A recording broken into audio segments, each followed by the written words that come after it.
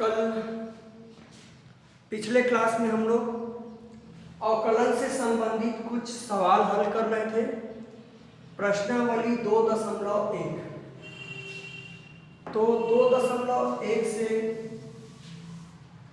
Numerical हल कर रहे थे। चौथा प्रश्न हल किए थे अपन, पांचवें में आए थे हम लोग। एक गुब्बारा जो गोलाकार रहता है, पांचवा प्रश्न है 2.1 का। चर त्रिज्या रखता है, चर मतलब परिवर्तनशील त्रिज्या बेटा, जिसका मान बदलता रहता है उसको चर बोलते हैं। जैसे XYZ अज्ञात है, कुछ भी माना सकते हैं। त्रिज्या के सापेक्ष इसके आयतन में परिवर्तन की दर ज्ञात कीजिए। जबकि त्रिज्या दे दिया है, तो आपको दिया गया है त्रिज्या r बराबर 5 सेंटीमीटर दिया है त्रिज्या। गोले का आयतन में परिवर्तन ज्ञात करना है, तो गोले का आयतन का सूत्र आप सभी जानते हैं, v बराबर 10वीं में पढ़े थे 4/3 पाई r की घात 3। ये गोले के आयतन का सूत्र है। तो इसका त्रिज्या के सापेक्ष परिवर्तन ज्ञात करना है बेटा। तो अभी तक x के सापेक्ष अवकलन करते थे, उसको r के सापेक्ष कर दीजिए, क्योंकि त्रिज्या के सापेक्ष परिवर्तन की दर ज्ञात करना है। आयतन में 4/3 पाई नियतांक है, बाहर आ गया। d/dr r क्यूब का अवकलन होगा 4 पाई/3। ये x की घात n फार्मूला लगेगा, r आ रहा है तो 3 r की घात 3 ऋण 1 हो जाएगा। इधर कर रहा हूँ 4/3 पाई गुना 3 गुना r की घात 2 होगा बेटा।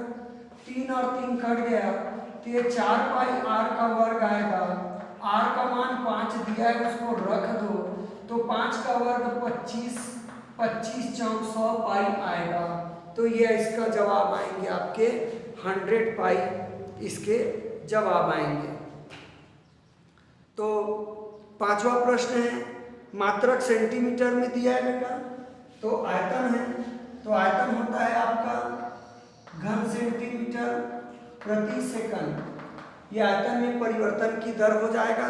समय के साथ आप लोगों का मात्रक को लिख दिए, ठीक है।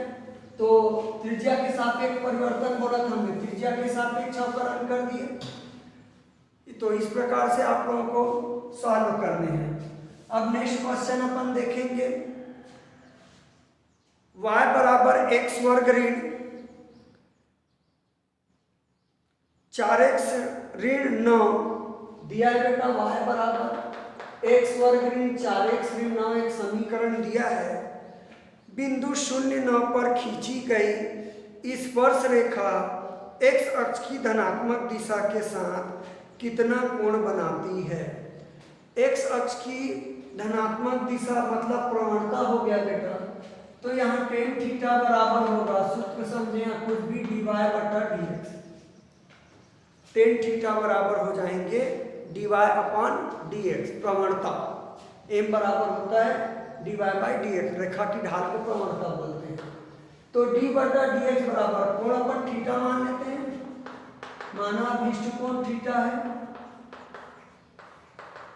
क्योंकि प्रश्न बोला है बेटा कितने कोण बनाती है धनात्मक दिशा से, तो अभिष्ट कोण थीटा मान लिए। tan थीटा बराबर, तो x वर्ग ऋण 4x ऋण 9 हुआ। x वर्ग का अवकलन 2x होगा बेटा, 2x की घात 2 ऋण 1 यानी कि 1। 4x का अवकलन 1 होगा, dx कट के, और केवल अंक मतलब नियतांक का अवकलन 0 होता है, मैं पहले ही बता दिया हूँ। तो 2x ऋण 4, 2x ऋण 4। अब बिंदु 0,9 दिया है, प्रश्न को पढ़ेंगे आप लोग। तो x का मान 0 रखना है, y का मान 9 रखना है। तो आ जाता हूं बिंदु 0,9 पर tan थीटा बराबर हो जाएगा, x का मान 0 रखना है, y का मान 9 रखना है, तो y तो है ही नहीं। तो tan थीटा बराबर हो गया ऋण 4, तो थीटा बराबर होगा tan इनवर्स ऋण 4। 10वीं में पढ़े हैं ऋण 4 tan का कोई मान नहीं होता है, 1 होता है, 1/2 होता है। ये आप लोग याद किए हैं, वर्गमूल 3 होता है, 1/3 होता है, 0 अनंत, ये 10 में रखे होंगे। ये याद किया हुआ मान नहीं है, पाइथागोरस आता है कोण, तो चूंकि हमको याद नहीं है इसलिए tan इनवर्स ऋण 4 लिख दिए। तो इस प्रकार से अब हम लोग पहुंच गए 7वां प्रश्न है।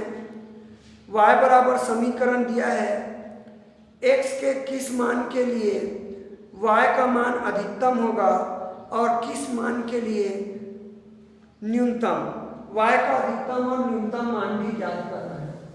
तो बुक रहता सामने बेटा, यहाँ पढ़ाई करते तो क्लियर रहता, आप घर में बुक में देखें।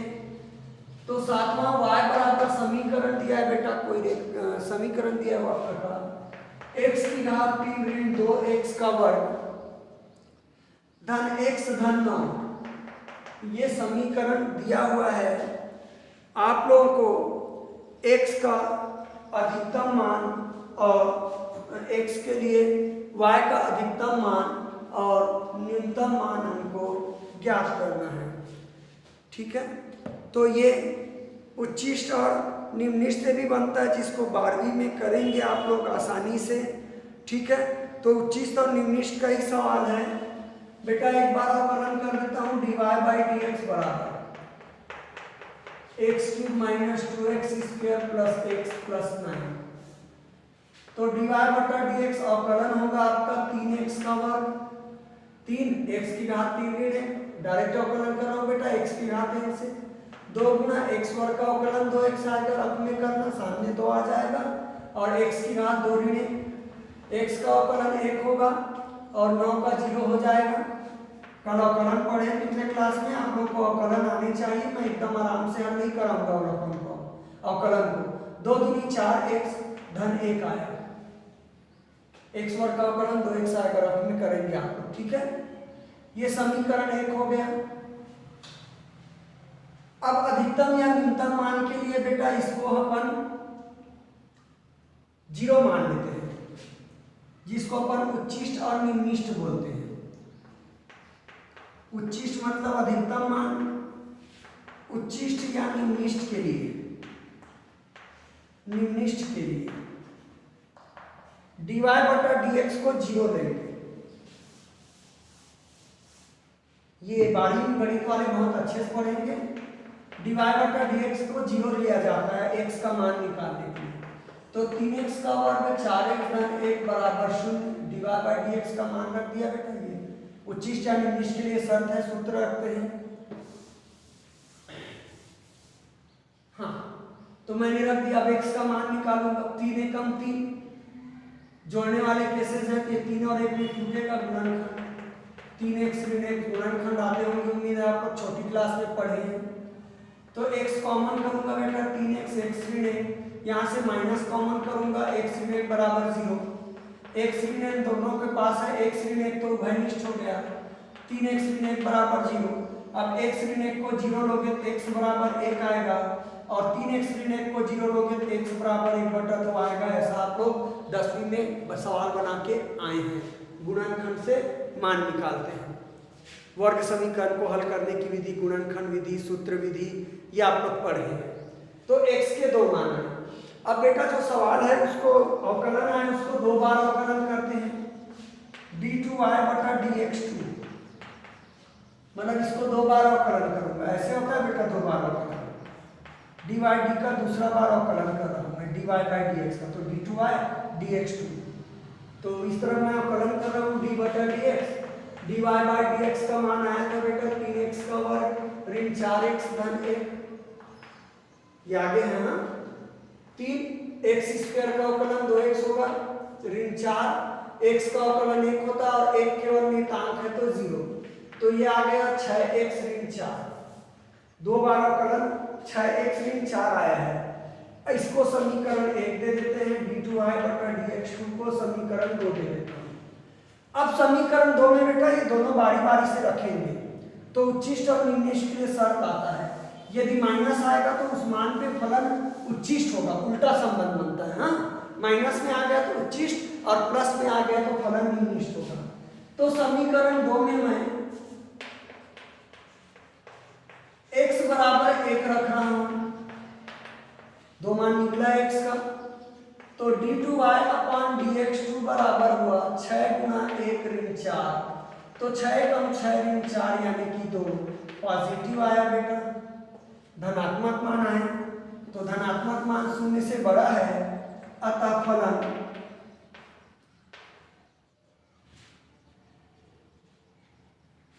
बराबर 1 पर निम्निष्ठ है, पॉजिटिव मान में प्लस माइनस लिख दिया है, निम्निष्ठ है। तो अब निम्निष्ठ मान निकालो बेटा, जिसको न्यूनतम मान बोलते हैं। न्यूनतम मान, y का न्यूनतम मान निकालना है। प्रश्न को लिखो y बराबर x की घात 3 ऋण 2x का वर्ग धन x धन 9। प्रश्न में आप x का मान रख दो, न्यूनतम मान आ जाएगा। x का मान 1 रखूंगा तो 1 की घात 3 1 ऋण 2 धन 9 और 1 10, तो 11 में 2 गया 9 आएगा। तो y का न्यूनतम मान बेटा आप लोगों का 9 आएगा। थोड़ा बड़ा सवाल जरूर है लेकिन मुश्किल नहीं है, थोड़ा नीचे पड़ रहा है ये। तो y बराबर 9 आएगा आपका, देख लीजिए 10 में 2 गया 8, 8 और 1 9, y बराबर आपका 9 आएगा। अब समीकरण 2 में x का दूसरा मान रखो, शायद 1/3 आया था। समीकरण 2 में x बराबर 1/3 रखने पर दूसरे गुणनखंड से 1/3 आया होगा बेटा। y बराबर d2y/dx2 करेंगे। समीकरण 2 d2y/dx2 है बेटा। 6x आया था शायद, 6 1/3 ऋण 4, तो 6 को 3 से कटाऊंगा तो 2 आएगा, ऋण 4 यानी कि ऋण 2 तो निगेटिव आया। तो अतः फलन x बराबर 1/3 पर उच्छिष्ट होगा, ऋणात्मक मान में उच्छिष्ट होता है। ये सूत्र है, मान के चलिए क्या उच्छिष्ट निम्निष्ट नहीं करेंगे। उच्छिष्ट मतलब अधिकतम मान, निम्निष्ट मतलब निम्नतम मान। और ये तरीका है 2 बार अवकलन करके उच्छिष्ट और निम्निष्ट मान निकालते हैं। निम्निष्ट मतलब न्यूनतम मान, उच्छिष्ट मतलब अधिकतम मान। तो आ जाइए अधिकतम मान y का निकाल लो। y बराबर प्रश्न है x³ × 2x² धन कितना है, x धन 9।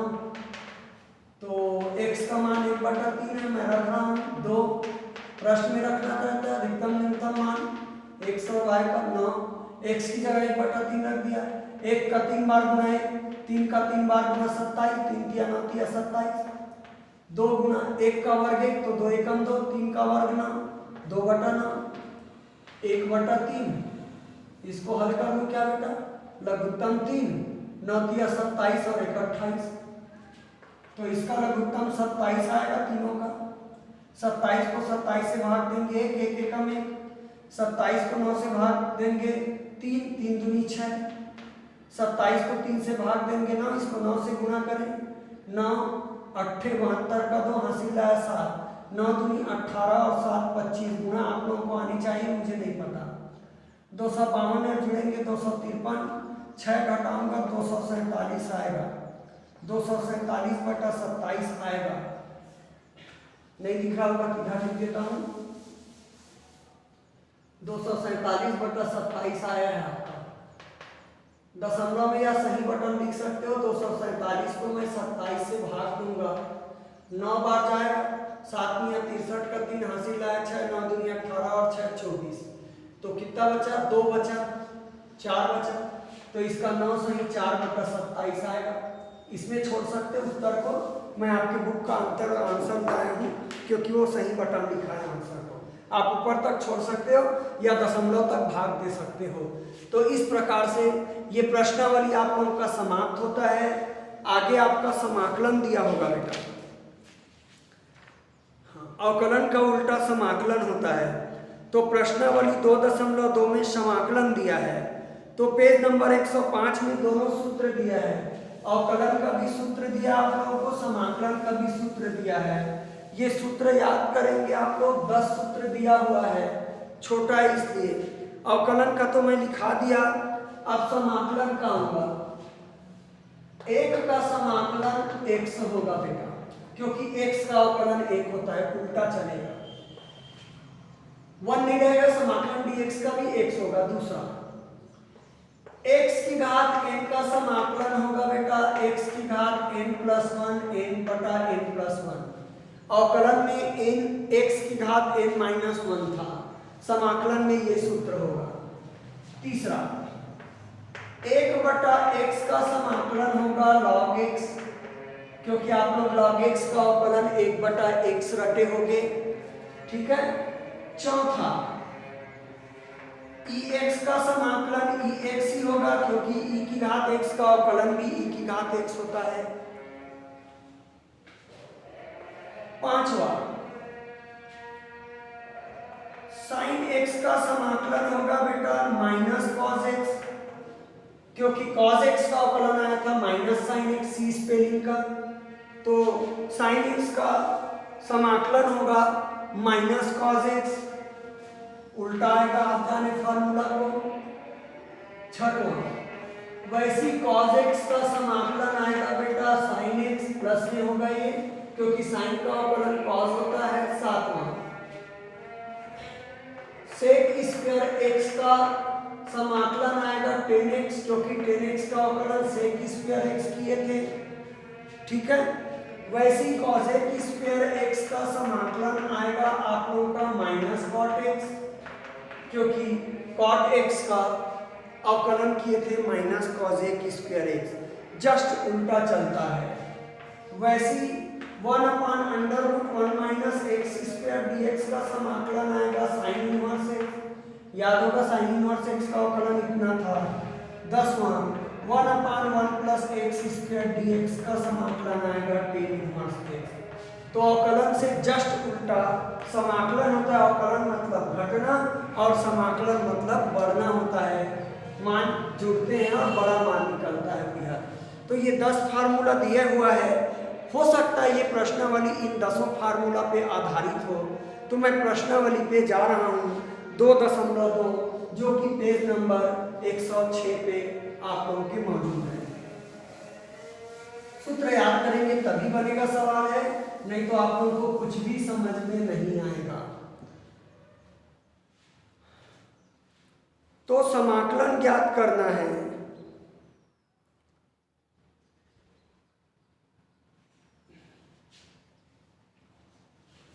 पहला सवाल है बेटा √x - 1/√x का समाकलन ज्ञात करना है।